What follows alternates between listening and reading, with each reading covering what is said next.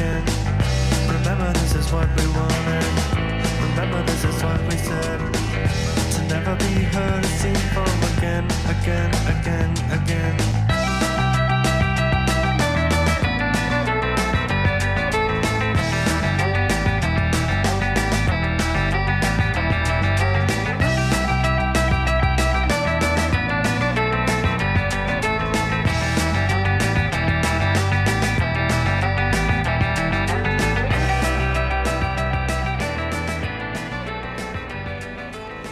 All right, we on? Okay. Welcome, everyone. Hello. It's February 22nd, 2018. You're listening to the Beer Temple Insiders Roundtable. Just have to get that out there. My name is Chris Quinn, and I'm coming to you, as always, from the Co-Prosperity Sphere here in Bridgeport, Chicago. Thanks, as always, to Lumpen Radio and its fearless leader, Logan Bay, for having us on. And thank all of you guys for listening. So we got a packed house. I think we've set a record, or close to it. We haven't had this many people in about a year, so we're going to be down to the deep V's pretty soon, I have a feeling. Could you do me a favor? Could you turn down at least my headphones a little bit? Thanks. I want to thank everyone out there who's listening and on 105.5 FM, Lumpen Radio. Sorry, getting a little, maybe a tiny bit higher. It's great. Makes for great radio when you do headphone checks live. Anyway, I want to thank everyone out there who's listening to us do our headphone check. If you are listening via the airwaves, that's awesome. Or perhaps you're listening on the Lumpen Radio app or on TuneIn Radio, something like that. If you are listening live, you should hop into the live chat room. It's tlk.io/WLPN. I have a feeling there'll be some stuff to be said in there. Since mainly what you guys do there is make fun of me, I think there'll be some stuff to make fun of me for today. So it should be a good one. For those of you listening via podcast, thank you as well. Always appreciate the love that you guys give the show. Thank you very much for that. And for those of you listening to for the first time, I like to do a little bit of a spiel. Tell people a little bit about what the show is about. So here goes with that. The goal of the show is to open up a window into how the people making, selling, marketing, and facilitating the beer getting into your glass feel about the topics that are a part of their everyday lives.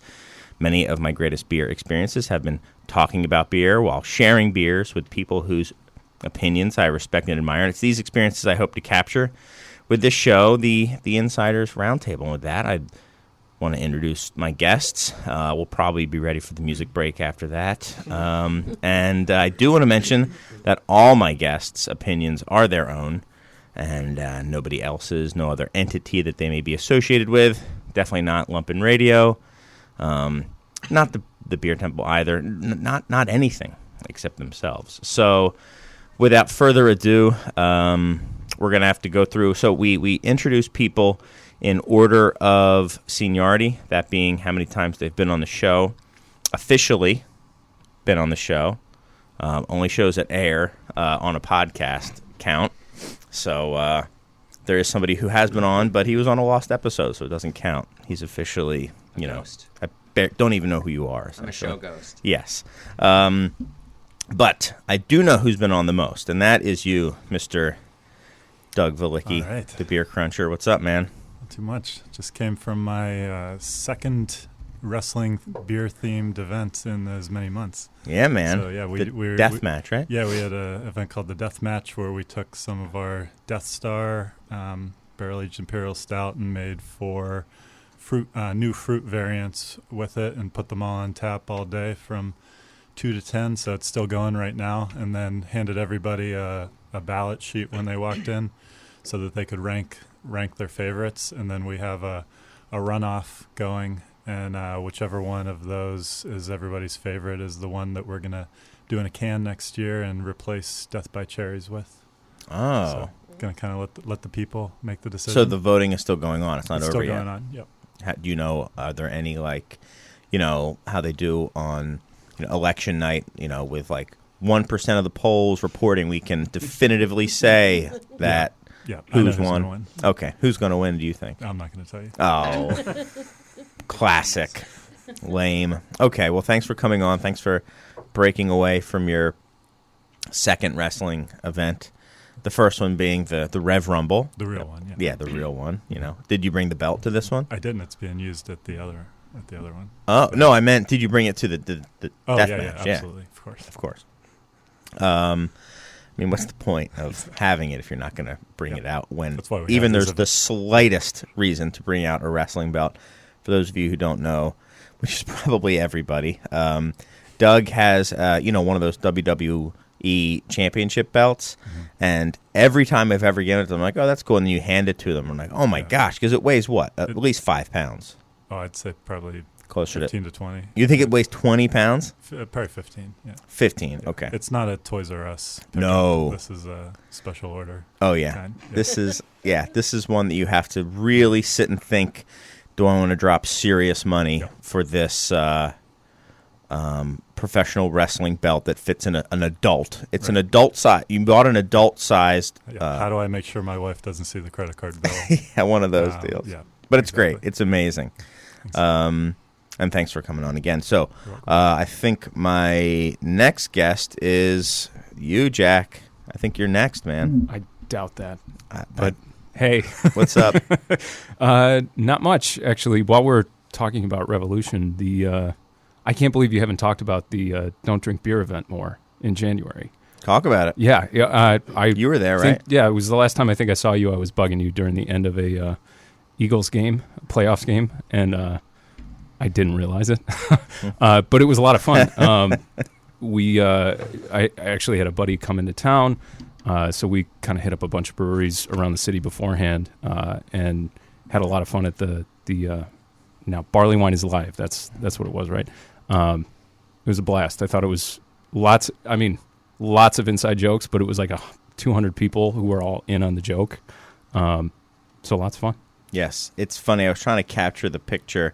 So I'm looking at you, and there's a little window into Studio A, and there's a giant screen of a naked woman directly behind you. It's gone away. It now has morphed into something else. So it'll be a naked man soon.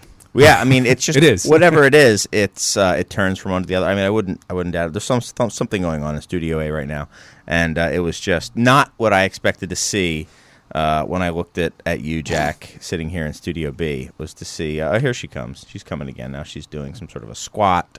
Anyway, thanks for coming on. Thanks for having me. Yeah. Man, it's getting tough now. I think, Aaron, you are next. Take it. Take it. Yeah. How are you?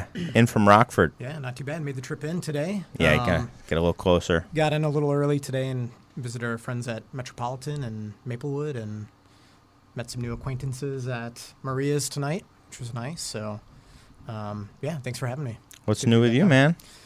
Nothing, just kind of hanging in the doldrums, the February doldrums there in Rockford. Kind of a quiet time of year, but we're making it work. So, and for those who may not remember, you're the beer. What is your title at Tally Wine?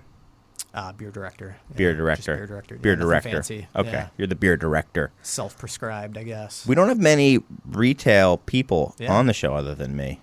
Right. Maybe we should fix that. But thank you for giving I like to think that my opinion is the definitive retail opinion, but we'll see. But it's nice to have someone to be like, that's actually entirely false, Chris. That's not right. Thanks for coming all the way down here. How long did it take you?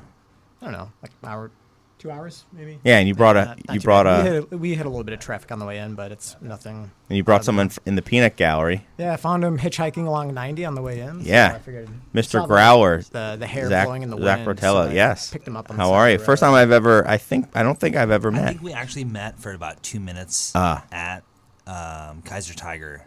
Okay. For Day of the Living Ales like 2 years ago. Oh, my gosh. Who is this guy? Oh, man. Hey, Chris, hey. I'm sorry. You're like, oh, I have no idea who this guy is. I'm like, all right, well, see I'm you in a usually little pretty bit. good All right, with, bye. yeah. Thanks for making it all the way down. Yeah, no, happy to make it. Yeah, just you'll have to just lean over and get up out of your chair if you ever want to Yeah. jump in. But it's great that it's really hard for him to say stuff because I can just it's probably better that way. Yeah. One more thing. Yeah. So I understand that someone had a birthday recently, right? Lots of people have birthdays, lots of days. There's an I extra had set of 3 this headphones, past by the way, week, if anybody wants to use them.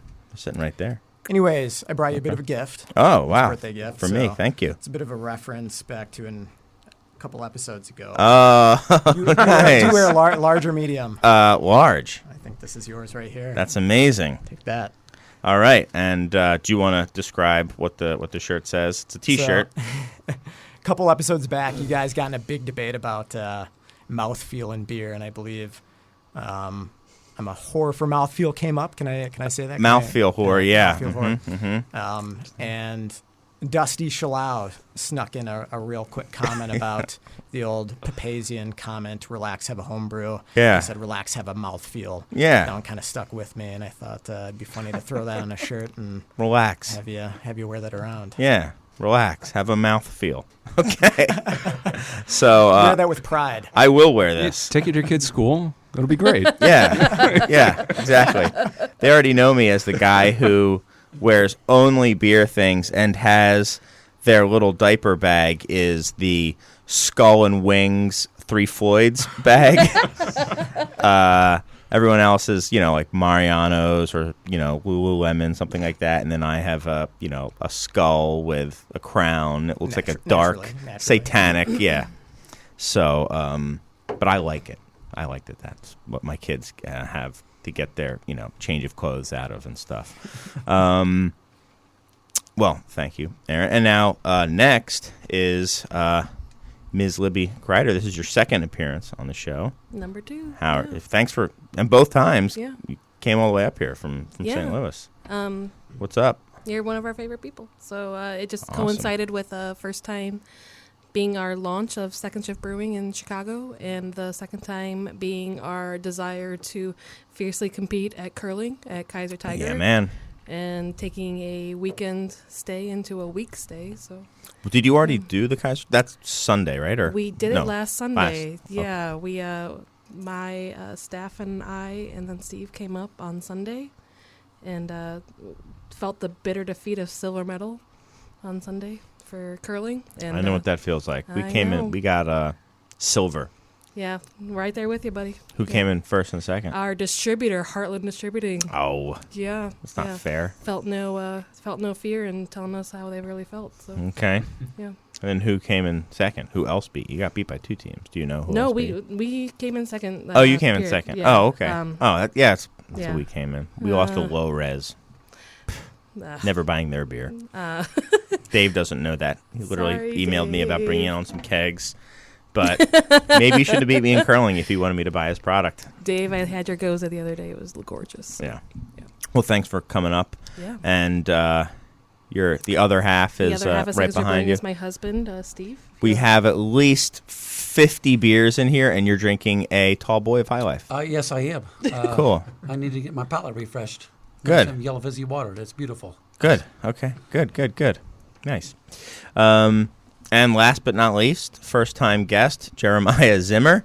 How are you, man? Now, first-time guests introduce themselves, and they say, who they are and everything like that. So, Can we call this my first and a half time? yeah, we go this by can be your halves? first and a half time. The first time you were on was the lost episode that didn't get Disappointed recorded. a lot of people who couldn't listen live and wanted to hear the podcast, and I left here thinking that you might be a little angry at me, and then I realized what had happened. So Yeah. I didn't do anything wrong, but Well, yeah. maybe you just thought I was a bad guest. I look for I look for things and people to blame. I like so it. I blamed you. Even though I had forgotten that you were on that show. It's okay. It's okay. I'm forgettable. I am one half of Hot Butcher. Jude's the other half, and we got some people that will come in, friends and family that'll help and can and help us deliver and whatnot. But too many to name. But shout out to all of those people. So thanks for having me. Thanks for coming. And so Hop on. I mean, nice golf collared polo shirt, Hop Butcher embroidered Nike golf shirt. So I created a nerdy little beer club with 4 or 5 of my friends. We call ourselves the Cheers Group, and we text nonstop. but the wife of one of those guys does embroidery. So I could basically just give her any shirt I want and she'll embroider it. It's pretty rad. Oh, that's awesome. And it's the real logo, too. It's not like a... Did she make this? Can she she do this? She doesn't screen print. Oh, she doesn't That's relax. courtesy of C&E Specialties in Rockford, Illinois. Nice. Oh, okay. Very cool. Awesome. Well, thanks for coming on, Jeremiah. I think that's everybody. And we got through that fairly quickly. I also wanted to mention that you're someone also associated with your brewery, Mr. Dan. Dan Jetsa, Yep. who I had been calling Grazika. We've all done it. For a long time. Yeah. I guess GRZ is pronounced J. Yeah. Sure. That's okay. Anyway, he's doing some murals at our and at it looks the bar. awesome. He does a really good job of awesome. posting progress, which reminds me I need to talk to him about getting some of our works in progress. But he's posting stories and pictures on his feed. If you don't follow him. He's worth every last tweet that he puts out there is pretty entertaining, and what he's doing to the walls of your shop is pretty rad. Yeah, it's awesome. How did you guys get hooked up with him? So we fell in love with what he did for Three Floyds. So he did Apocalypse Cow, and we always saw his Dark Lord posters. And we asked him to do a piece for us before we were actually even licensed. We were brewing Milk Stachio with dry hop, and we had kind of set our sights on a demented but sophisticated little Monopoly guy in green. And he gave us who's the artwork that's on the can, and we love that so much. That Uncle Moneybucks, isn't that guy's name? I think officially. Yeah. Yeah. When we rebranded as Hot Money Butcher, bags. we committed to Dan. We asked him. We asked him if he'd be down to do that kind of volume of work for us, and he said yeah. So we got lucky. We love to have him. I think it's what makes our cans as special as they are. Yeah, so they're awesome. He's got a unique talent. Very cool. Well, we normally go around and see if there's any beers that people are excited about or have had recently and dig. So maybe we can do this quickly. You're already done. So, Steve, High Life for you? Beautiful. Okay, perfect. Doug, anything for you? Sure. So I hung out last night with Pete, who's one of the owners of Middlebrow.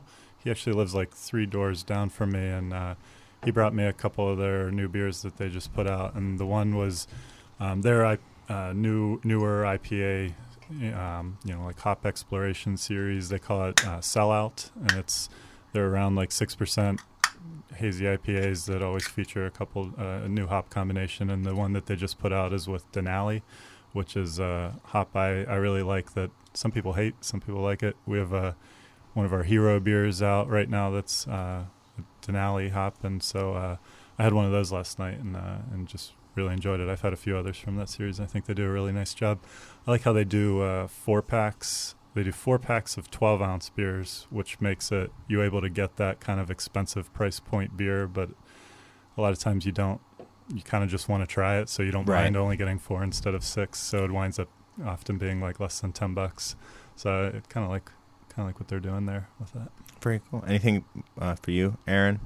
Or slide the mic. Yeah, over. actually, I've been drinking a lot of that Firestone Walker Nitro Merlin. Which right. I thought I was going to say the lager, maybe. Yes. Yeah, I still haven't tried that yet. I need it's on my list, but I was really kind of intrigued to see how that beer would translate from being kind of a keg-only nitro beer into the can, and I think they kind of nailed it. It's super delicious, just much easier drinking than it should be. Kind of dangerous beer at that point, but yeah, I've been kind of drinking that all week, honestly, so it's definitely what I've been enjoying. Cool. Anyone else got something that they want to talk about? Yeah. Shout out to Gemma from Firestone. You're my girl. We've been drinking Unani all week. Jerry from Unani was on the podcast last time we were here, and he's actually become a really good acquaintance that we've talked about distributing to the same towns and cities that he has, and have kind of traded commiserating and well-being stories. And shout out to Jerry for making some good wilds and sours, and thanks for being a friend. So cool. Awesome. Anyone else? Jack? Jeremiah? Yeah, so we had did a little hop rub last night with a bunch of other brewers, and Sean from Moore rolled in with a 6-pack of Crowlers. Okay. So we had 6 different 32 ounces of his beer, and we've also been trading beers back and forth with Bearded Iris in Nashville. Oh, okay. And those have been super delicious. There's this one called Waffle Talk and another one called Mood Ring that had this really awesome raspberry thing going on that it's pretty delicious. On the flip side, I've been buying 4-packs of the vintage Pilsner Urquell cans every time I go to the grocery store for something else. And my wife and I do HelloFresh, and I feel like every time I make a HelloFresh, I'm like 2 or 3 Pilsner Urquells in, and I was thinking, what's a HelloFresh? What's that? You know, those like Blue Apron, like those meal Oh, services? yeah. You just dump everything out on your counter out of a bag and go. And 30 minutes later, you feel like Chef Emerald. Got it. But generally, they're accompanied by 2 or 3 Pilsner Urquells. So Okay, that helps you feel like I'm a new lover of that beer. Okay, awesome. And I blame you. Oh, perfect. Yeah. I'll take that blame. Jack?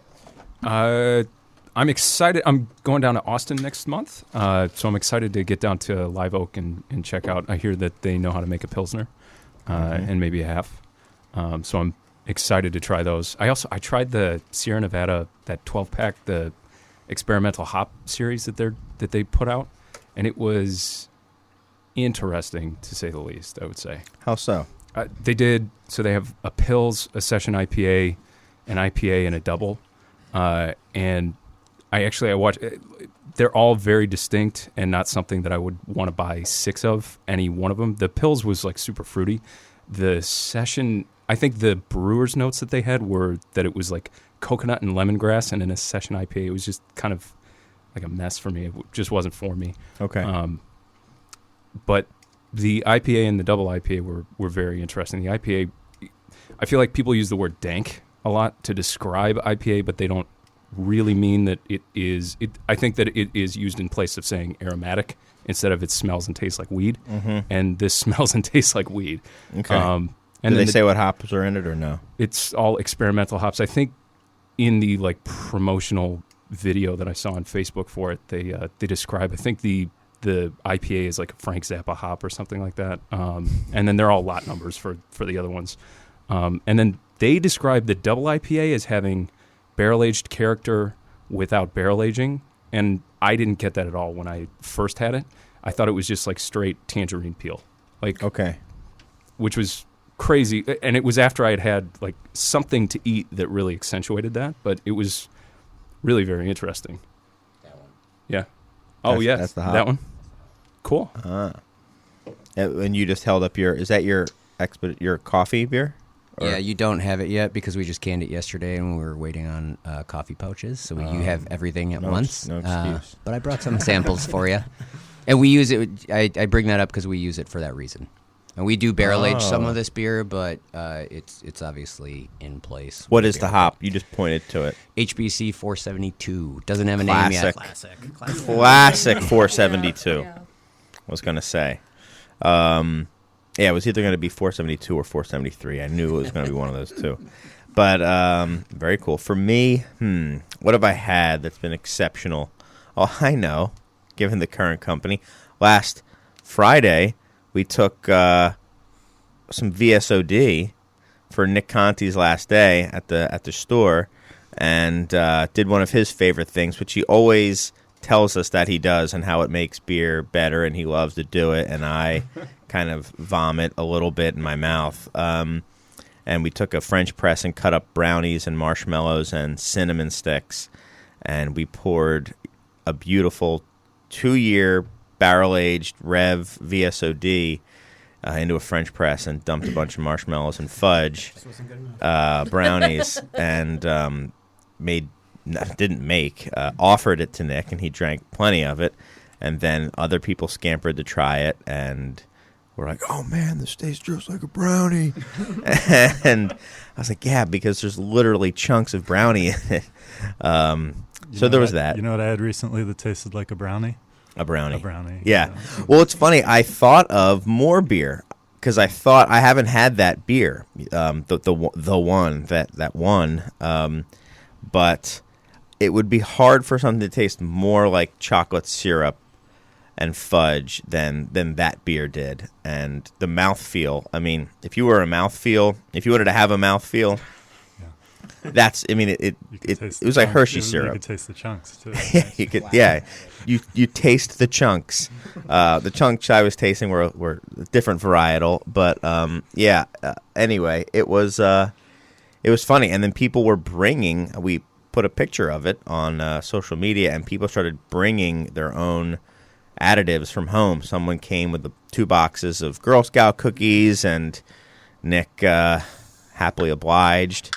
But we switched up the beers, so we didn't make it exclusive to VSOD. But I wanted to take like the most high-profile barrel-aged beer, and I'm sorry, I apologize. It's okay. Kind of. I mean, it was still funny to do, but anyway. So that's what I had. I think we should probably go and do a little promo, maybe 60, 90 seconds of other stuff out there on WLPN. You can hear what's on Lumpin' Radio. And then we'll come back after that with more of the Beer Temple Insiders Roundtable. Welcome back to the Beer Temple Insiders Roundtable. I am Chris Quinn, and I am joined by, Doug Valicki, Libby Kreider, Aaron Slager. Is that right? Yeah. Sure. Okay. So that means no. Jeremiah Zimmer and Jack O'Connor, and then we've got 2 others in the Peanut Gallery as well, so we'll be hearing from them, I would imagine. You stepped it up to some anti-hero, I see. Very good, Steve. Okay. Doug is a very good salesman, whether he realizes Yeah, or not. His yeah. presence in the room. Pressure. Yeah. He just looks at you with like puppy dog eyes And all of a sudden until you like grab one of them. You can't explain it. Yeah. Oh, I guess I'll put my resume up online. Yeah, he guilts. He's very good at the guilt sale. So let's get back. Let's start talking about actual beer stuff. This is something happened a little while ago, and I think more information has come to light, so to speak. And it's the Green Flash kind of made an announcement a week or 2 ago now that they're pulling out of 33 markets, which is huge. They were in all 50 states, which I didn't realize they were literally in every state. And, pulled out of 33 markets, laid off about 15% of their workforce. And, that's kind of how it came out, and it was interesting. I first heard about it in Beer Biz Daily, and it was interesting that the owner was quoted as saying, for years people said I was crazy for trying to cover the whole country, and they were right. So he didn't really try to paint it in much of a positive light. A little bit, I think he tried to have a silver lining, perhaps, but it was just like, yeah, we're not doing so great. We gotta pull back. And then it came out later that they are essentially looking to recapitalize. Chris Fernari, who's been on the show, came on and are put out an article on Brewbound talking more about that. So I think there's a whole bunch of meat on the bone there. I'm curious, especially with this mix of people here. We've got some bar people and some retail off-premise people, some suppliers, and then Jack, who's just Jack. You know that this is my industry, right? Yeah. Okay. Yes. No.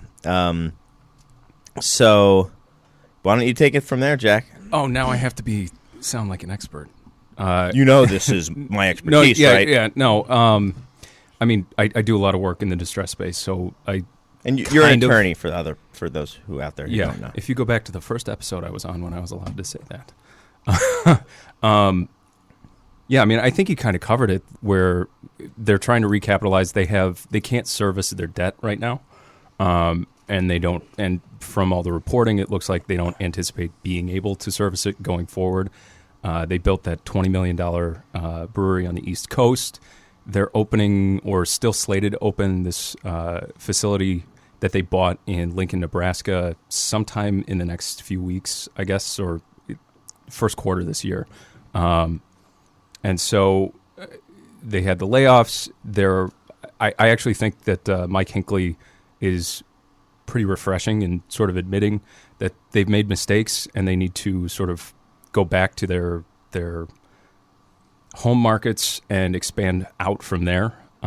But to be able to do that, they need to find an equity partner to take out their debt. So basically, they need somebody with a lot of cash to come in and pay down the lender in exchange for new units. I think it's formed as an LLC. New units in the company that will inevitably dilute the shares of the other, You mean probably the founding stock shareholders. shares by units? Yeah. And so by doing that, they, theoretically, equity is quote unquote patient money. So they would be, whoever would be bringing in that cash would be doing it with hopefully a long-term view on growing the company long-term. The question is whether they're going to be able to, identify somebody. They've hired an investment banking firm to shop the deal, and it looks like they're probably looking for a strategic partner. So it could be another brewery that wants to buy a piece of Green Flash, and I think they've identified, continuing to do this acquisition model where they bought Alpine, was that back in like 2013, 2014, where they see that as a potential means of continuing growth as they sort of step back. I don't know. I find it really interesting. How so? I think there's been a good deal of talk about whether there's going to be a shakeout. I think it's referred to in the Brewbond article as the squeeze. The squeeze, yeah. For sort of national and regional sized breweries who've been growing by leaps and bounds and maybe grew too fast potentially. And I think that's what Green Flash has been owning up to, is we grew too fast and put too much of an investment into expanding. Expanding at a rate where there's this story, there's the Smutty Nose story, that there are a couple of sort of larger regional size or national brands that have been experiencing the squeeze, where there's a lot of activity at the smaller end of the market that then crowds out sort of the bigger craft players, and then the larger breweries are still, able to push down on the larger craft breweries at the same time. And I mean, what are some of the factors that will determine if they can find somebody, and what happens if they don't? Well, terms. It sounds like they had a deal lined up at the end of last year, from one of the articles that I read, and that the current ownership voted against the deal because they didn't like the dilution of their ownership interest. And so it's really going to be whether current ownership thinks that they are going to get a better deal by keeping the company operating as is with a new partner who's going to come in and put cash in, or they want to take the chance and try and service the debt, and hopefully the bank would play ball. But so Dan Pichet, who's been on and does banking and financing, he offered to call in, which was very nice of him, but I think we're crowded as is. But he sent a few things that he wanted to mention, and he said it was, it's hard to know how the $20 million in debt that they have is where it's structured. But he says it's probably fixed assets and stuff for their expansion in 5 to 25-year repayments.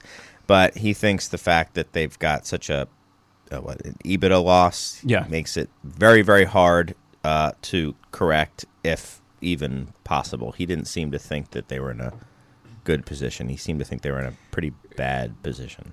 Yeah, given, I think the report was that they were EBITDA negative by $112,000 for last year, and even though they have projections to go positive in 2018, if you're unable to, when you get a loan from a bank, you have to be able to service the debt, and part of servicing the debt requires that you meet specific benchmarks, and you're reporting to your lender, and you're telling them, it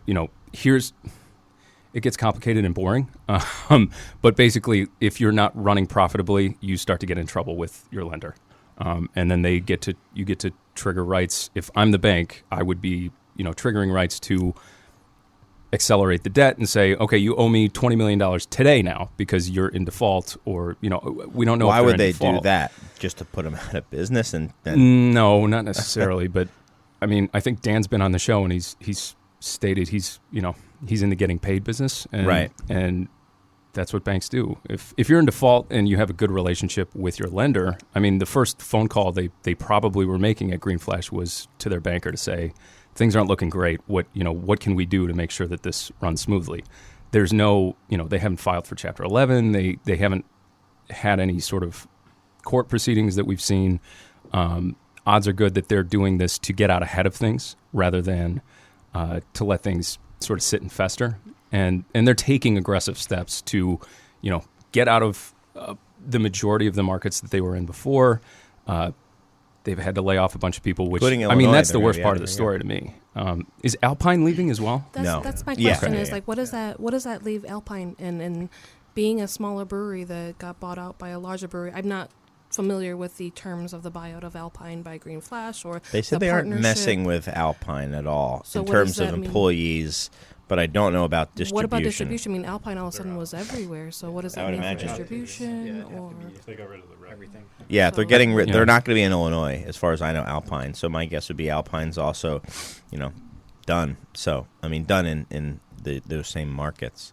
They were always kind of the same. I mean, they were brewed in the same places, and yeah, it was kind of just like an alternate label in a way. Presuming they're working with the same distributors too, that would have been part They of are. the impetus to buy Alpine would have been, the incentive for Alpine would have been, look at the distribution footprint that you can plug into with Green Flash. You can increase your production capacity and enter a bunch of markets that you'd have to spend a lot of time and money cultivating yourself otherwise. Right. And so is it possible that someone could kind of come in and buy this for pennies on the dollar then and take over Green Flash? I mean, they've got to be worth something. I don't know. I don't No? think so. No. Not if you want to take out your lender. I mean, if they're over leveraged, which seems to be the case, then you're going to want a partner who can pay off the lender so that I think it's Comerica Bank is their main lender. You want to make the bank go away, and you want a good partner going forward. You don't want somebody who's I mean, the nature of distressed assets are that you're getting a deal that you can make money on in the future. But I don't know if the ownership has already said no to a deal once in the last year. It's probably because it wasn't a good enough deal to get them over the finish line to take out the lender and make everyone happy at the end of the day. And I mean, at least publicly, Mike Hinckley's been saying, he's going to be there. He's not going to sell. He owns something like 30% of the company overall. Yeah. And I think it's a collection of like 4 investors who own about 70% of the shares. Yeah.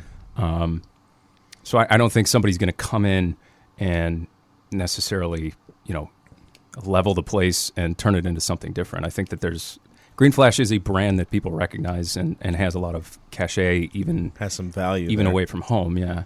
But obviously not in 33 or so states, which is kind of their problem right now. So they will be bought, it sounds like, probably. I mean, that's what has to happen. It's what it sounds like to me. You're shaking your head, Doug. I mean, yeah.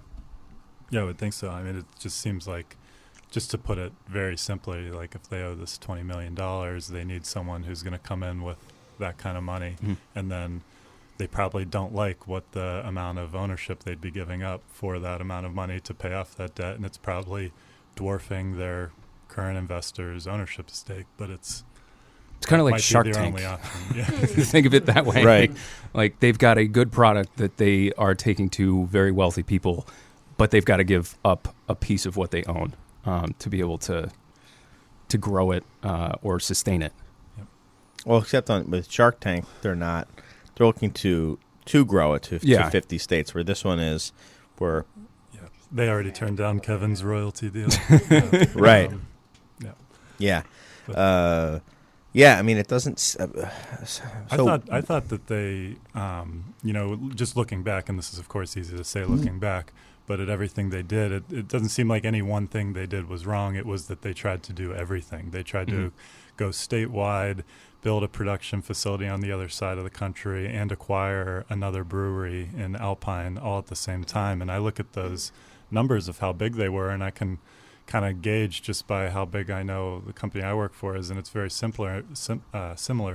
And to think of trying to do all of that in 2 years is really scary when, to choose that many distributors and that many markets in that short of a time, you're almost certain to make a lot of mistakes and pick the wrong partner who's not going to do what's best for your brand. A lot of times the distributor who's courting you the most and most interested in you isn't necessarily the best choice, and it just takes a lot of patience and a lot of research and months and months and months of discussions that if you rush into that, you're likely going to regret at least some of them, if not a lot of those. And that can result in just your whole team being overwhelmed, and it can kill the culture at the company. And we saw, just one thing I wanted to add is I haven't seen any reference to this is right when all this was ramping up, is when the face of the company left. Their head brewer, I forget his first name, but Silva. Yeah, when he left, that was like 2015, right when this was all heating up. I have no idea if it was related, but those are some of the things that struck me. And then, the choice to go with senior bank debt instead of equity. I know why they did it, but it's like Jack said, it's not patient money. It's cheap. You pay a very reasonable interest rate, but that money isn't patient like an equity partner would be when there's inevitably going to be hiccups. When you have an equity partner, you have a little bit of breathing room there typically. Do you know capacity-wise how Rev compares to Green Flash? I think I read that I think it was just their California facility is 102,000 barrels. Yeah. And ours it depends on how you calculate capacity. If you could sell the same amount of beer every month of the year, which isn't the case. If you said that, we might be 150,000 barrel capacity, but we can't sell as much we need to make in July as we do in January. So we use this term called what is our real capacity, factoring in January we're going to sell half as much as we do in July. So that brings down your real capacity, where I would say we're somewhere in the, depending on how you calculate it, in the 105 to 125,000 barrels. Okay. And that just depends on how many small projects you're doing that can clog up capacity. And then they have another brewery, though, in addition to that. Yeah, Green Flash does. Soon to be 3 in total, because I think that one in Lincoln has another 10,000 barrels worth of capacity. So it's smaller, but... Yeah, but it's not insignificant. No, it's not. Smaller, but not, I guess, small by craft standards. A couple of things that struck me was, I would think that the hit at the street level, at the reps, it could be pretty devastating, I would think, because, it's got to kill morale. I bet you could see people, people, a bad term because these are people, but, what do they say, like rats jumping off a sinking ship or something like that. I could see people looking to go somewhere and not really having that same, love for their brand anymore, or feel like it's behind them, or maybe even be like, man, I better look for something now because I could be out of a job soon. So, and then that could just kind of accelerate things. That was one thing I thought. And the other was, again, I bring this up all the time, maybe too much, but it's kind of what, in a way, some of the stuff that Tony McGee was saying a couple years ago when he was on the show. Why are you laughing, Jack? Because I say it all the time. I think that comes up like every 4th show, probably. Well, because he was right, I think. Because he said this stuff is going to happen. People are going to grow, and the money was going to kind of... Well, what's funny is I think he was kind of talking about this. The zombie brewer idea was private equity more than it was debt.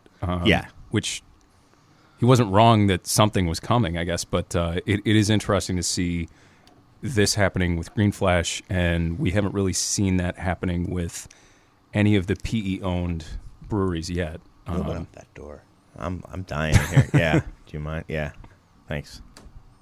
See if the other one's open. Anyway, sorry. Well, I don't know. I can't think of like New Belgium when they went to an ESOP not right away, but a while ago, and so that that was a liquidity event for ownership, but it was based on giving they had to take out debt for that too, probably, right? Like it's interesting to see the other breweries who've gone and built another brewery on the other side of the country, and to see those are a lot of the breweries that people are sort of talking about struggling or being a little taking sort of a shotgun approach almost with what they're offering right now. So it'll be interesting to see what happens. When all these second breweries on from the West Coast going to the East Coast were built, like I'm sure all the projections just based on the growth rates at that time made these things quick and easy payoffs. But they, of course, I'm sure they saw some level of slowdown, but probably not as quickly as it happened. Like the slowdown we're all talking about, I'd pinpoint on like second half of 2016 is when things started to get a lot harder. Well, yeah, I'm looking at their. I'm sorry. If I'm sure that when these were all being planned, which was like 2013, 2014, it was the boom. Yeah, exactly. Yeah. Like the growth rates were out of control. You couldn't get somebody throwing money at you fast enough to open up. Yeah, the revenue for Green Flash was. And I'm reading this. I hope I would be reading this right. So it went from basically 19.5 million to 28.5 million in a year jump for Green Flash. And that's then when they're like, oh my gosh, we're going to be as big as anybody soon, and just boom, boom, boom. And then so they went from 19.5 to 28.5 in 1 year. And then from 2015 to 2016, they went from 28.5, 28.6 to 29.2. So just stopped. And that was really probably a decrease, because what your boss, or what one of your guy, he's not your boss, but one of your peers at Rev, Don, was on here saying when some of these guys are growing, it's filling the pipes. Is that kind of how he refers to pipeline. it? The pipeline. Flow, yeah, filling the pipeline. So you're going into all these new markets and you're putting beer there. So you're going to have to make a lot of beer and sell a lot of beer just to go into these new markets. But then it's what happens. Are you going to sell and re-up in those markets? And it looks like that's what happened to me. It looks like from, when you 2014 to 2015, you go 19.5 to 28.5 million in revenue. It's when they're filling the pipes, at least in large part. Yeah, and not just are people going to buy it, but are people going to buy it a second time? So that right. Well, that's moving. So then a lot of people will pick up a new, insert brewery IPA the first time, but then are they going to buy it again? And so we'll say you don't know till almost a year later, how a new product is. That the answer is no in this case. They're not. I mean, look at Firestone Walker Wookie Jack. I mean, how many people were outraged that they can discontinue that line? And I love that beer, and the favorite line is, well, when was the last time you picked up a 4-pack of that beer? And well, it's been a couple of years. So how do you maintain that? Yeah. Right. But I mean, if you also look at like with Green Flash, they're not like the largest of the upper end of craft breweries out there, but they're not the smallest guys either. But for them to go and reach a 50-state footprint in like such a small amount of time, like that's a lot of markets to fill beer into. And I don't know of any other brewery of a comparable size that has a 50-state reach. I mean, can anyone else think of a brewery that maybe isn't in import, in an import portfolio, like Shelton or 12% or something like that, where they have that reach? I was going to think, those guys like Jolly Pumpkin or somebody like that. Anyways, and so they were spreading their beer out across these models that, maybe 5 or 10 years that they're looking at these, sales models. They dump all this capital into this expansion, and then boom, you had this this exponential growth in the industry in the last 4 years. No one saw that coming. I mean, the squeeze you happened. Kind of figure that the industry was kind of like really kind of picking up, but I mean, you saw that happen with Smutty. That was the Smutty Nose storyline. They based this expansion off these 5, 10, 15 year model growth, and they got caught in this boom where their sell-through dramatically decreased, and you've got this new facility, and you're only operating at 50% capacity, and that's not going to keep the lights on. So, Yeah, let me ask then. I mean, we've got two small brewery owners, very small brewery owners. By when you're talking about green flash standards, is there anything, any lessons learned, or anything that kind of worried you, or is this kind of just another level that you don't really Just think? another level. I mean, and when it comes to researching your market, I mean, Chicago took us 3 years to decide whether we wanted to pull the trigger on Chicago, and this is completely a different atmosphere, completely different. The green flash is not. Anyway, it took us leaps and bounds and a lot of faith to decide which markets we were going to decide to move into. Like, would we be accepted? Would we have the personality that would match that market? Would we have the beer that was wanted in that market? There are several markets that are either non-IPA, non-hoppy beer, non-wild beer, and making sure that you're a correct match with it, I think, is what makes craft beer, is that you create a familiar sense, and it takes us a long time to decide to make that trigger. And so the fact that they pulled the trigger on 33 states so fast, and all of a sudden they were everywhere, was kind of baffling. Like, how do you create a loyalty in what is supposed to be a beer or just a industry that's supposed to be so familiar? I mean, it's interesting. I'm curious, when the Beer Temple first opened in 2013, how many markets Green Flash was in. They'd already been in Chicago for a while, but they were one of the first events we'd ever had where they came and were tasting out beers and stuff like that. And Mike Hinckley was the guy pouring the beer, which was kind of funny to think that there became a 50-state multi-brewery company 2 years after that. Because honestly, it wasn't that much different than somebody like you guys, the Kreiders, coming up from St. Louis to do a tasting. It was Green Flash wants to do a tasting, and the local rep and Mike Hinckley, the owner, showed up, and then I guess it was just a time and place where, he went for it. And sometimes it worked for some people, and other times it didn't. How about you, Jeremiah? Anything that you kind of... It's been an affirmation of us moving as slowly as we have. We don't want to overextend ourselves and sink ourselves into a ton of debt and then have to figure out how to move that kind of beer. Really, we want to make that beer and be able to move it and then just kind of pivot into our own place. So now you're going to open, when you get one brewery, you're going to open with two on two coasts, right? When you're just going to go from 0 to exactly. 2. model right now. Yeah. We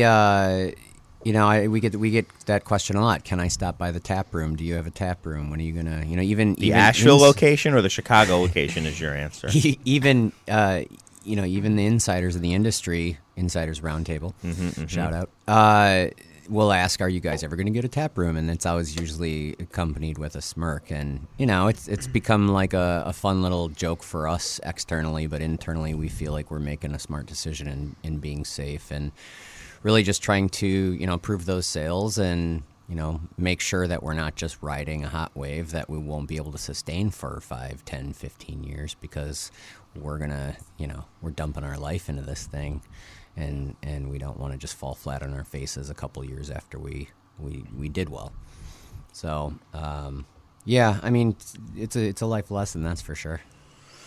Yeah, for sure. How about you, Doug? I mean, anything that, I think Rev probably has more in common with Green Flash, certainly from a output production level than Second Shift or Hop Butcher. Oh wait, 1,700 barrels doesn't compare. I'm sorry.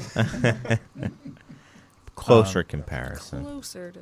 Yeah, I just given seeing these numbers and being able to guess about how many employees they likely had at these different times, just being able to ballpark it, I can't imagine how you'd ever launch that many markets in a short amount of time successfully, and how you'd hire that many, a rep for every market, and get them acclimated with the culture and spend time with your, if it's a sales rep, with your more senior sales teams to kind of build that community culture within the company, which is how you kind of That's how you have a successful market launch is, you hire a great rep who understands the brand and has spent time with, your team and having that time available. And I just don't know how you do that many places in a short period of time. And that's why we're, pretty slow to expand. We opened 3 markets last year, which felt like a ton, but, it was just opportunities we couldn't pass up, and we're not opening any markets this year. So it's kind of leveling out into an amount that we can reasonably handle. And again, it's with the back end too, just like the support at the brewery to handle the logistics and everything to have even relatively fresh beer in 50 states takes a lot of, I've preached about this on the show in the past, takes a lot of smart people running numbers, looking into distributor inventories, looking at the changing rate that your beer is selling at, knowing how much you need to have ready in the tanks to be on a truck heading to every one of these distributors' warehouses to ensure it's fresh, but that you're also not going to run out. Like, you just can't take on that much in a short time and have fresh beer in the market. Well, and you bring up a good point there. Aaron, you guys have Green Flash in Rockford, is that right? I mean, we have most of the same stuff, Chicago and Rockford, but not all. Not anymore, but yeah, yes, exactly. But soon. I remember, it was several years ago. It was like they were like one of the cooler breweries to have. Their stuff sold really well. People were excited when they had stuff. Definitely. And I remember it kind of interest dropped off very quickly. Like there was a year I noticed where the same things like weren't quite as exciting to people anymore, and then just sat there and died. And I think, I don't do the buying for the shop anymore, but I think we don't have hardly any. The only Green Flash we have is they found some old cases of Rayon Vert, and that's all we brought in because it's such a crazy beer. Yeah. But and it's a shame because their beers were great. I remember I used to go into the Map Room, which is a classic Chicago a craft beer bar, and they'd have it, and it would be awesome. And they just like are nowhere to be seen in Chicago, even like a year ago. Right. Yeah. So Artali, the shop in Rockford, is the shop in Rockford. It's like the Ohio State. The shop. The Artali Wine Cup. We turned 10 this year. I've been there for seven years. So let's say the first couple of years of me purchasing beer there, Green Flash was always one of those kind of marquee brands. Anytime we had a customer come in that said, what's your hoppiest beer? Everyone was kind of on that IBU train, like what beer has the most IBUs or whatnot. It was always West Coast IPA. That beer was packed ton of flavor. Not so reasonably priced, I guess. It was kind of always on the higher end of pricing. But Green Flash kind of held a nice clout as far as like West Coast beers go. And then, after a couple of years, they just kind of slowly started to drop off. They changed a lot of their beers. You could see them jockeying around on their portfolio. They were doing a lot of stuff with fruit. They switched up the hop bill on West Coast IPA, which was kind of a big deal because they hadn't touched that for a long time. I think they changed the alcohol level on them as well. Yeah, they were they were kind of tweaking just about everything to stay relevant, try and kind of stay in the minds of people.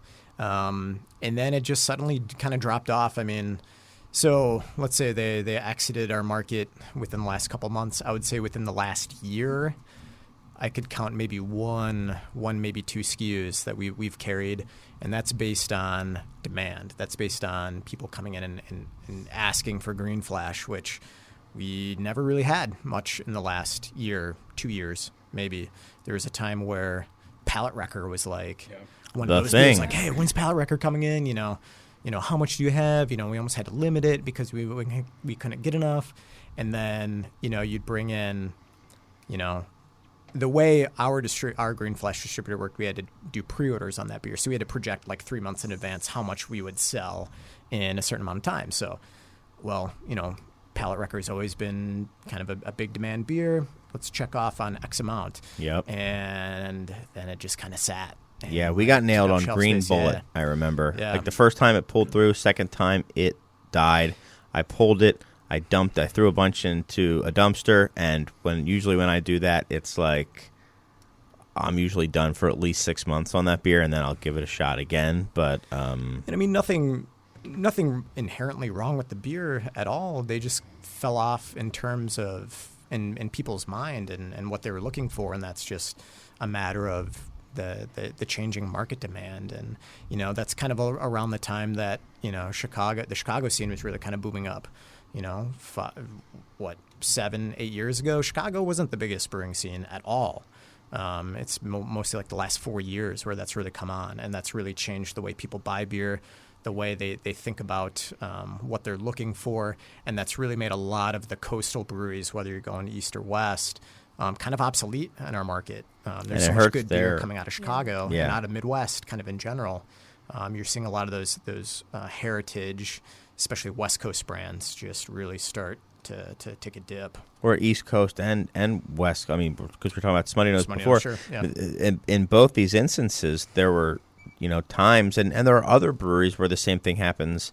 I don't want to call out anyone specifically, but Cigar City. Right, no. There's breweries where they start falling off, and then it almost is compounded by the fact that the beer isn't as fresh anymore. Yeah, and it takes the distributor maybe a little bit of time to adjust their ordering, and then the reps know that they can't sell it, so then it's not on top of mind anymore, so the reps aren't bringing it up anymore, and then it's kind of out of sight, out of mind. The reps got a whole book of at least here in Chicago, the distributor who carries Green Flash carries a lot, and the book is stacked, man. And they're pushing a ton of other beers that are going to pull through so they can sell you another case the next week because they've already sold through it. I mean, being an out-of-town brewery, how many times do you guys say what is local, what do you have local, what is fresh? I mean, that's a fairly new phenom in the past 3 or 4 years, especially in St. Louis, especially in Chicago, and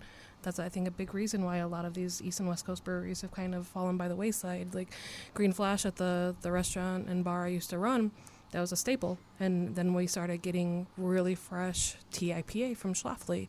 We started getting really fresh Urban Chestnut. And then I started working for Second Shift, and that's just it. Like, all of a sudden, the focus went from these hard-to-get East and West Coast styles to these uber-fresh, local, identifiable breweries. So. Yeah, kind of like nipping at their heels while and I think Hinckley mentioned that, they were now swimming in waters with much bigger craft beer fish, so to speak, and their lunch was being eaten by the little guys on the other end too. What were you going to say?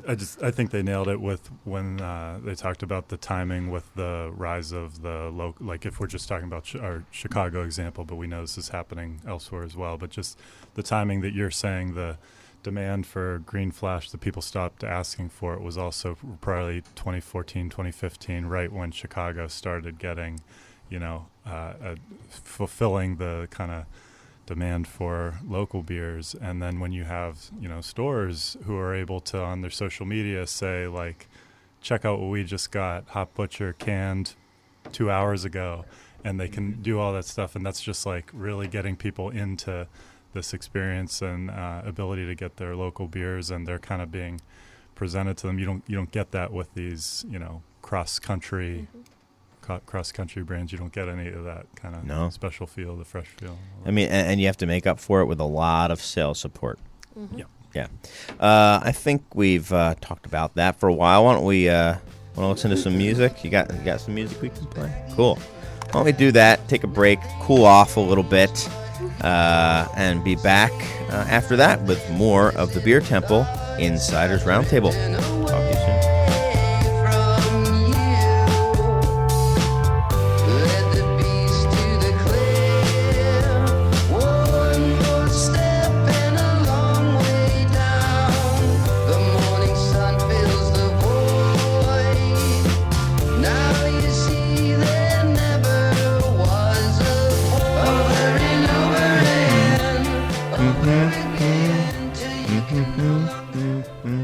welcome back. The Beer Temple Insiders Roundtable. We actually, halfway through the music break, I saw that Zach had left his phone here, and we went through his music, and all he had was the Growlers. It was the only band that he listens to, apparently, so we put on some music from the Growlers.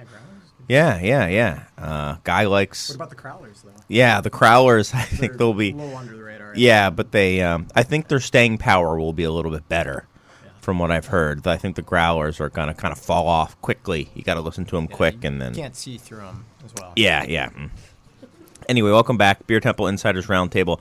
I'm your host, Chris Quinn. I am joined by, just my guests. The peanut gallery took off; it was too hot, and actually, it's nice and cool in here. We realized that the vents were all covered up, so I uncovered them. So that should help a little bit.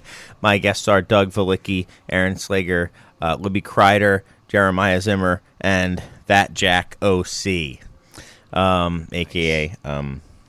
You, Jack O'Connor. That's me. Yeah. So we have letters.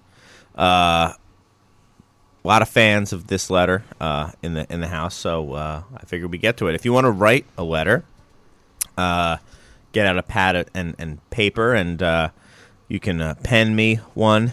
And send it to 3219 South Morgan Street in Bridgeport, Chicago, Illinois, the neighborhood of Bridgeport, 60608. That's 3219 South Morgan Street. So you can also, if you prefer to do, electronic letters, I think people still write those things. That's insiders@craftbeertemple.com. You can send it to insiders@craftbeertemple.com, and that's exactly how Neil decided, thank you, Libby, to send in his letter. And he said, my prediction for the next hot adjunct is caramel/dulce de leche. I also think we will see an increase in pastry stouts that attempt to capture specific treats. We saw a microphone do with the Flan White Stout, and Pollyanna come out with the Fun Size series, which I think is like a candy bar beer. Happy New Year, Neil. So that just shows you that this one's been in the hopper for a while. Thanks, Neil. This was based on predictions for 2018 that I asked for. I'm a little bit behind, but I want to thank Neil for writing. So that was a letter, and I thought we could use that as a jumping. So, Aaron, you said you love this letter so much. Why do you love this letter? I don't know. It's just, I feel like nowadays the pastry stouts and the hazy beers are kind of all what people are looking for. Just the concept of we have to sit here and think about what is going to be the new adjunct that people are going to use for 2018 is just kind of it's just fun. It's kind of an amusing topic. So what I do tend to think, I kind of think I don't know if I think that the hot thing is going to be dulce de leche, but I do think that milkshake IPAs, I do think that they're going to see a little blip or take off, or they're going to be a big thing. You think they're going to go down? I do. Okay. You think they've already reached the pinnacle? I think that once I think that they're going to go up a little bit more, and I also think that once the consumer kind of knowledge reaches to actually what a milkshake IPA is, that they're not actually a sweet milkshake, which is fine by all means. This works for breweries that are really close friends of ours. They've worked for Microphone Mike. I shout out, props to him. But we make what is considered a milkshake IPA. We have lactose in ours, but there's no sweetness in it whatsoever. And so I think once the consumer kind of... Could you describe or maybe define what a milkshake IPA is? Milkshake IPA is an IPA that contains lactose, which is a milk sugar, which is used in brewing to kind of fulfill mouthfeel. It is used a lot in milk stouts and oatmeal milk stouts. And they are used in copious amounts recently with IPAs to kind of offset the bitterness of hops, which I get. Believe me, I get. Especially if you don't. You get what? You want to offset the bitterness of hops, especially when you're trying to introduce people to hops. When you're trying to introduce what an IPA is to people, especially people that are just getting into craft beer or getting into hoppy beers.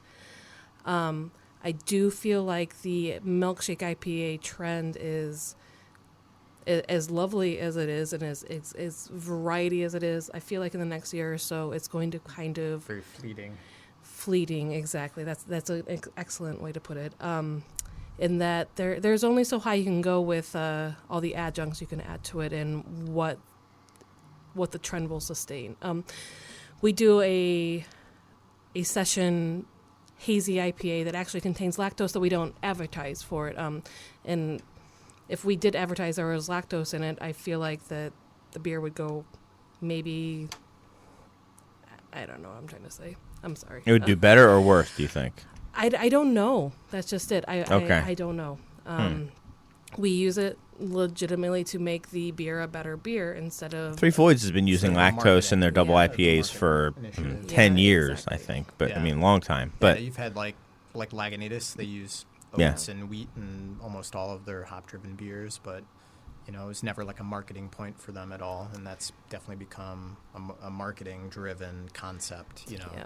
But I'm thinking, I think you're going to see lactose and vanilla New England IPAs. I think you're going to see like those. It's the year of the milkshake, huh? The milkshake, I think you're going to see more of it because it's something and people want something new. And it can be, all it's going to take is for a couple to make really good ones. I know that Hilma, people kind of dug from Omnipollo. And I don't know. I mean, it's just a guess. Tired Hands does some that are actually Yeah. It's not my favorite style, but they're super aromatic at the very Yeah. least, right? Like No, and Gene does a great job of everywhere he goes to collaborate to make a point of making a milkshake style IPA and proving how he is a forefounder. And same with Henry from Monkish. Like there are some incredible examples of the style throughout the United States. I just don't know. Like that's just it. Like I feel like the moment that if we hop on board the trend, that I feel like it'll just So with be a trend killer right down the drain. You'll green flash it. Exactly. With Tired Hands, though, they kind of, are kind of at the butt of that adding flour to the Yeah. beer, right? For purely aesthetic purpose, not for any flavor-driven quality or really anything in that aspect, but purely for aesthetic process. And that's where, that whole debate kind of came out, sometime last year, really. But I don't know. Are people still doing like the whole flour, like the? They do it for viscosity too. Yeah. And that's a thing. I mean, you can have 3 different New England style whatevers, and one can be a lot thinner, one can be right down the middle, and one can be super duper thick, like you double mashed an imperial stout. I don't know about you guys, but I mean, I know how I feel about mouthfeel. I've had the Where's the spectrum, and there's a place for the thicker stuff. And we use lactose in like 2 of our beers, and one of them's a milk stout. Yeah. And we do a ton of New England style, even though we won't say that on the can.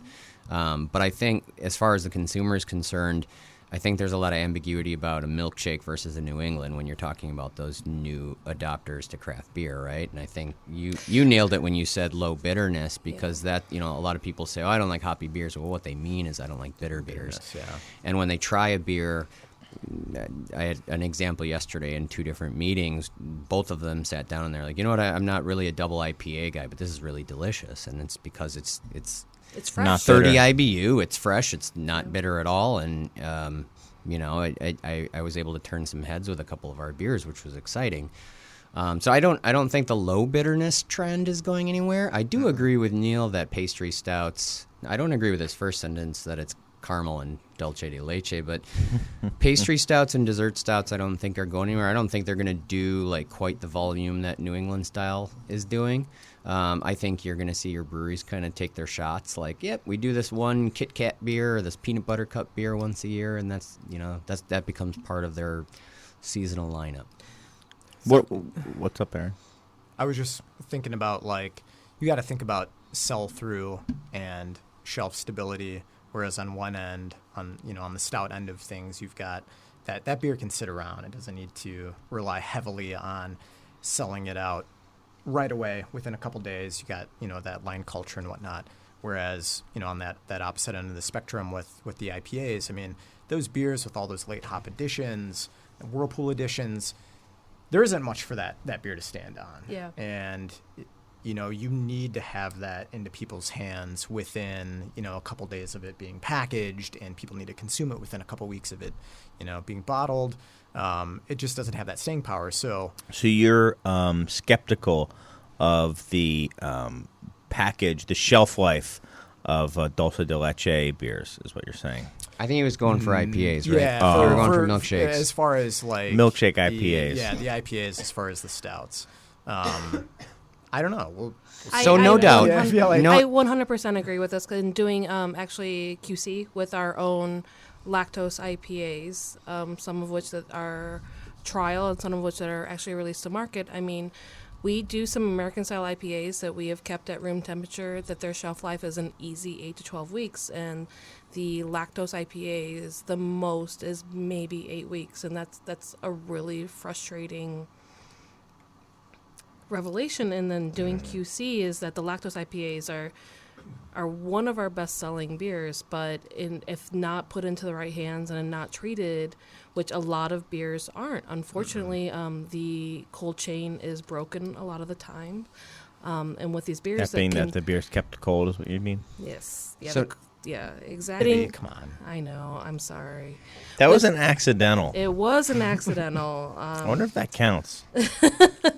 Was sitting on shelves Strike for one. what we hope is less than 8 weeks, but to have a consumer buy that beer and be a less of a representative of what we hope to be, 8 weeks is the maximum, the shelf life for our lactose IPAs, unfortunately, and they die off pretty quickly.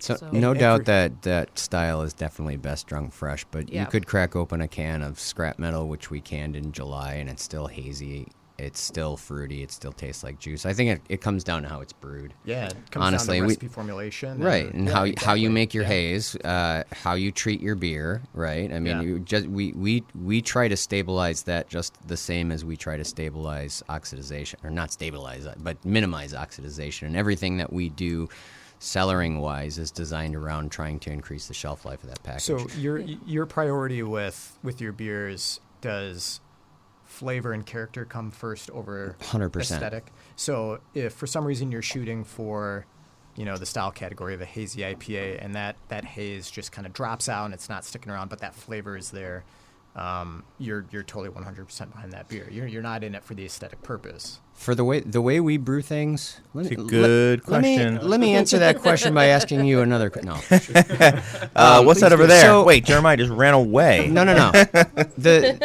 We utilize biotransformation to flavor pale ales that we have no intent of making hazy. It opens an entirely different world of hops. Like Grid, Citra and Mosaic doesn't taste or smell like Citra and For Mosaic. the layman, what is biotransformation? Hopping fermentation. Right, so we'll go in there.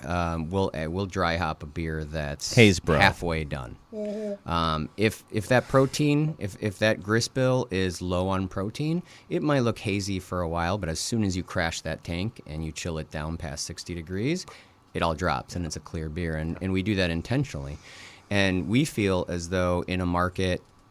In a beer world, but specifically the Chicago beer market, there's so many good pale ales, there's so many good IPAs. We can make good IPAs that stand against the rest of them, but how do we get weird? How do we stand out and be different? And we utilize that approach to do that stuff. So we go for flavor and aroma first and foremost, but there's no doubt that an opaque beer is going to sell out of Chris's shop faster than a non-opaque beer at the moment. Yeah, but all your beer goes into cans at the moment, right? Yeah. So there's 99% there's of it. no way for someone to really know that until that first person takes a leap. But they or know. pours it They into know. a They somehow vase. know. They Yeah. know. The- They the watch haze- Untapped. They watch Twitter. It sounds Spidey ridiculous, sense- but they the do. Spidey sense really flickers with all the haze, if but- you dove into the sea of beer advocate message boards, you'd read people saying that very thing. Like, I'm gonna wait and see for people to check in on Untapped Yeah. before I go out and buy this. So how do you feel about people that maybe disregard your beer based on just that aesthetic purpose? They're like, you want to it tastes really good, but it wasn't as hazy as I want it to be. Like, how do you Do respond people to that? say that? Yes, people do say that. Oh, we get Not we not get hazy not- enough, right? Yeah, not hazy Uh, enough. Bro. yeah. Where's the That's- haze, bro?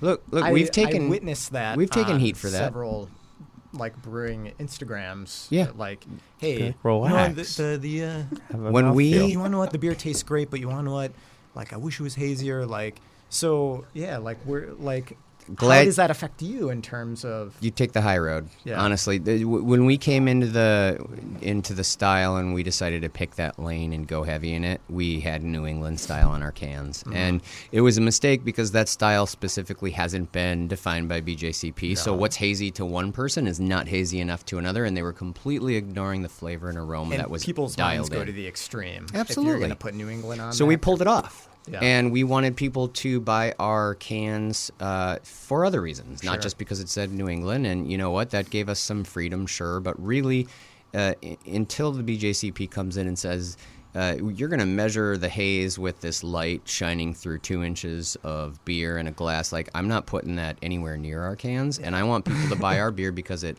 tastes good, smell good, because they heard it was good from a friend, because it was recommended to them by a shop owner. But we sway on both sides of that style. Like sometimes we'll intentionally make it as hazy as possible, like blazed orange. It tastes like orange juice intentionally. Yeah. But we have 3 cases of that in our cooler for QC that we'll continue to open every week for the You brought next- one, right? Yeah. Yeah. Maybe we should try. We kind of joke around about, there was one time when you'd have people ask about, well, how many IBUs does this beer have, or also the alcohol percentage. People always put a lot of value in alcohol percentage when it comes to pricing out a beer. But we was talking about when is that point going to come where people rely on like the haze factor, They're They start already putting doing that it. into like I- qualifying. We definitely terms see it and- in our brewery now. You're I mean, talking to the mic, Aaron. Yeah. Even when Yeah. you're talking. No, about it. Aaron, Sorry. you're making some really excellent points here, and I'm this is fascinating. We make a session IPA, a session New England style IPA called Little Big Cup. Its shelf life is maybe 8 to 12 weeks, depending on how it is treated. But that beer is no less priced at what our normal American style IPA, our flagship IPA is, and we cannot keep that beer in stock. And that is where the value to consumer comes in. This is a session IPA that 4 years ago we could not pay you to Right. buy from us, and all of a sudden, the only reason that it's a New England style is that we added oats and lactose to it for mouthfeel and for. I mean, my husband's the brewer. I am no means a brewing expert. I am the salesperson, but. The suspension of the yeast versus the oats versus the lactose created a hazy style, so it is thus a New England style. And as much as my husband wanted to hate it and not do that style of beer because it was against his principles, it's our number 1 selling beer, and we've embraced it, and it's delicious, and it's a session style beer. It is under 5%, and we cannot, like I said, keep that beer in stock at our normal flagship beer prices, and that's astounding to me. So. I'm curious. You've been taking notes, Mr. Valicki. What is it? Just is it little haikus you're writing, or just whoa? Haze coos. We might need to. I think he was writing his grocery list down for his trip. No, home. you can just spin it. Don't. The mic broke. Anyway, you talk into it. They've got you fixed. No, I've just been debating between kids these days and get off my lawn. No, I just couldn't get, I love you so much, Doug. But no. One of the things I think about a lot is how should I be bothering? Yeah. Go. You're good. I have to spin it though. Okay. Do you want this one? Dead air. Go. Somebody vamp. With this style, nobody has the folks who are interested in these types of beers, and to some degree, I'm one of them. Nobody has a go-to. Nobody has their kind of one that they're picking up on the regular, like they do with some other types of beers. So I'm just Watch it break again immediately. Anyway, So I'm just curious, how long the idea of it always having to be a different beer that they're grabbing that falls in this style. Yes. How long can that go before we're out of ideas, or it's kind of shifted so far away from what it is now that you wouldn't even recognize it? And I'm not saying that's going to happen in 3 months or anything like that, but it's hard to believe in 2 years that it won't be something pretty different from what's going on now. But I don't know. I mean, I could be wrong. I remember having a conversation with John Laffler of Off Color. We were talking about when the first time we had Zombie Dust. We talk about the beer a lot here, but it was actually a revolutionary beer when it came out, and we were talking about how we thought the pale ale style was done. It couldn't evolve anymore. It had gone. There was nowhere for it to go, and then all of a sudden, Zombie Dust comes out, and it's evolved several times since then. So it's going to hit something. Someone's going to innovate. Someone's going to do something. I personally think the only reason I'm saying milkshake is for marketing reasons. I think if you put milkshake IPA on there and then it's hazy and juicy, people are going to buy it. So that's why I tend to think that has a shot at becoming a thing. That's why I'm curious with these, Sierra Nevada and New Belgium are coming out with what feel like more of a all year round, is it Sierra's that's called Hazy Little Thing? Yeah. Like that's kind of presented as this is going to be like one of their year round beers. But they've done that before, and those beers just kind of go away. Right, but I just mean the people that buy this style, they kind of want a different one each time. And I wonder if they'll have any, if it's possible to have any loyalty when if you're dipping your toe into this style, it's with one brand that's going to be your only one. Which that's not saying they have to do that. Point. They could have variations of it, like most people are doing. But I don't know if that's how it's going to play out. I mean, why did Hetty Topper stick around for so long? I mean, it's an awesome beer. Well, it's an amazing beer, but I think that the haze of that eluded people for a good year or so before the haze craze kind of hit. And also, people couldn't. I mean, there were very few people who. That was their everyday drinker, even if they wanted it to be. Only a very small group of people could actually drink that all the time because they lived in Burlington or whatever. But, I mean, that's probably the same for both Hop Butcher and Second Shift. I mean, do you have New England IPAs that could potentially be a go-to for someone because they are available all the time? No. I know everything Jeremiah is, don't. Yeah. I mean, even with the recent expansion, we're going to pump out 4 different beers a month. And we do come back to those beers, and we do hear people say, hey, when is this coming back? Or when, why don't you make a constant? And we acknowledge that we miss that part of the market that, you can go into a beer shop and you can buy that every Friday if you want. Mm-hmm. We miss that segment entirely, and that stinks. So we've been playing around with the idea of having 1 or 2 that we make maybe more on the regular. But, yeah, I mean, I'd love to make Galaxy Bowl on the regular. I just can't get enough Galaxy hops to do it. Hint, hint, hint, hint, nudge, nudge. To what, Australia? No, to Doug. Doug. Make it happen.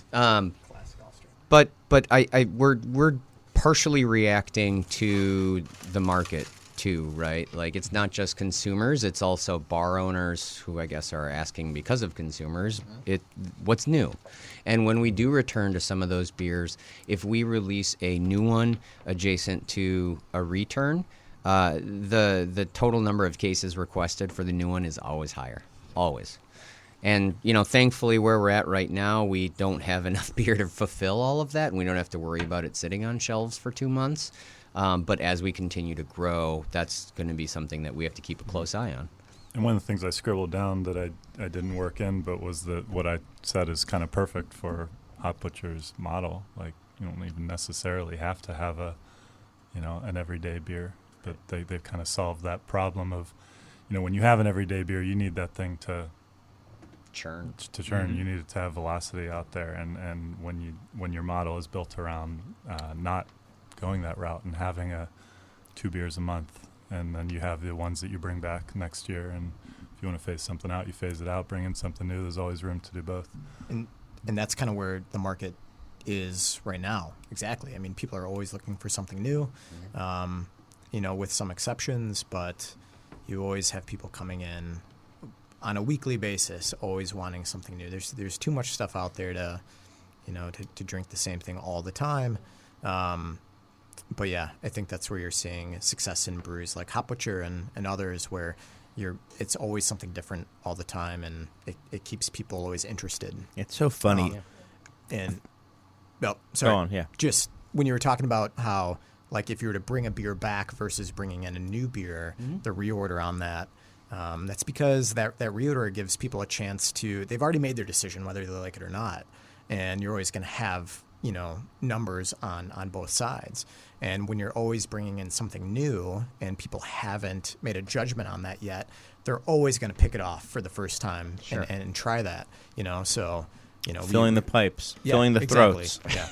Throat share. And I think with a brewery like Second Shift that also has their standards, I mean, we have to sustain on something that can be counted on by as far as 2 or 3 or 4 brews that people know they can rely on and will be out there. But, I mean, if we need to keep those tasting rooms only, but keeping everything new, keeping new, exciting, like the OG's Hay Craze that we did for Kaiser Tiger, keeping the Peaced Out Pale, like making sure that every brew we do is different and making sure that it's exciting is definitely the market trend right now. But Wow. I just got a text that Nick Segura, the beer, the guy who built the bar at our place, and he built it at Microphone and a couple other places, was having Proletariat Woodshop. Is that him? Yes, Cool. he was having a little kind of like an engagement party, and apparently they're inviting a bunch of people there, and they then had a surprise wedding. So they just got married. So congrats. Yeah, congrats. That's amazing. Okay, anyway, gotta kind of collect my thoughts here.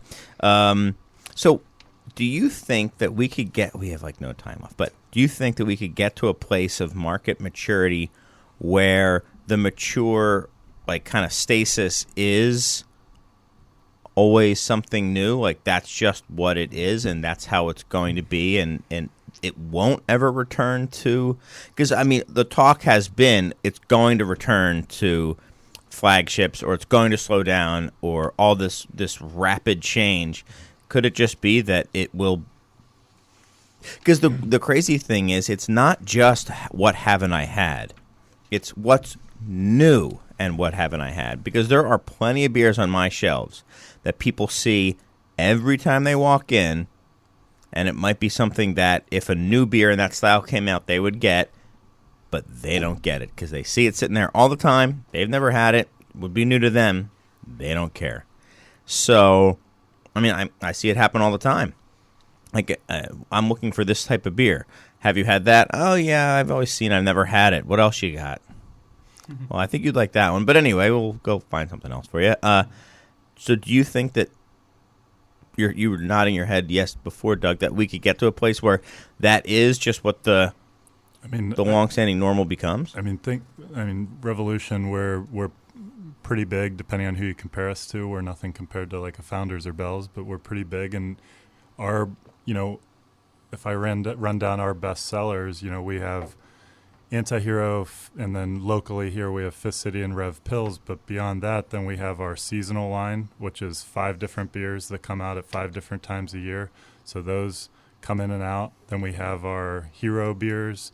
That is a new 6-pack every 2 months. Those switch in and out, so they're always new. Then keep going down. Then we have our League of Heroes variety pack, which we change up every 4 months. That's always coming in and out. So like, so it's like reliable newness in a way, right? So I would say absolutely. I mean, we're already kind of living that world. We have some year-round beers that will always be. Or will consumers at any point, this isn't just for you, it's for anyone, and it's probably has to be the last thing before we start saying our goodbyes, will consumers get burnt out with never being able to get a beer again, or having to wait for 6 months before getting the beer? Like, can I have some beer? I mean, I guess there are plenty of year-rounds, but I'll say no. Because some brewer will always make a flagship, and some consumer will always be open to something new. It's a mix. I'll say yes, and just in being a neighborhood brewery, and the disappointment comes when you stop making a beer for that neighborhood I think that 2 or 3 or 4 flagships for a brewery are pretty important in order to sustain. And experimentation is extraordinarily important for breweries these days, especially craft breweries. But maintaining 2 or 3 that show consistency and show dedication are really important, if only for the neighborhood. Which we're just now experiencing with being a new tasting room open, but showing some sort of dedication to one particular style and showing consistency is important. So We're out of time, so I wanted to thank my guests, Doug, Aaron, Libby, Jeremiah, Jack, and Zach. Zach came back. No one else gets a shout out. Is there any final thoughts that anyone would like to have? Anyone? Yeah, what's up, Doug? I'm pretty excited about a project that we just started yesterday, or I should say a beer we just released yesterday that was we have 68 female employees at Revolution, and they got together and proposed a beer that they wanted to make, and a large proportion of them got together, brewed this beer that was made with malt from Wireman Malting, which is a female-led malt company. They used Michigan-grown hops, Cascade, Cashmere, and Slovenian Styrian Fox, which is a new hop that we were excited to work with. And they brewed this beer that just got released yesterday.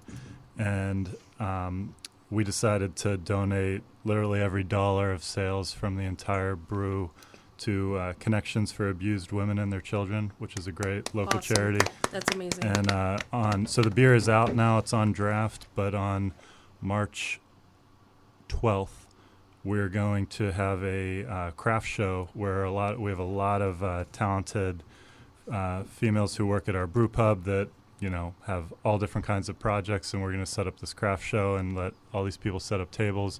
There's going to be female-owned food trucks outside, all female music, video or movies on our screens, and it's going to be a really neat project. The beer's called Awesome. Spirit of Revolt. Cool. Anyone else? No? Nobody's got anything that beats Yeah. that, man. Yeah, How do you that's- follow that up? I think that's Yeah. great then. Well, thank you to everyone. Thanks to everyone out there listening. We will be back next week with more of the Beer Temple Insiders Roundtable.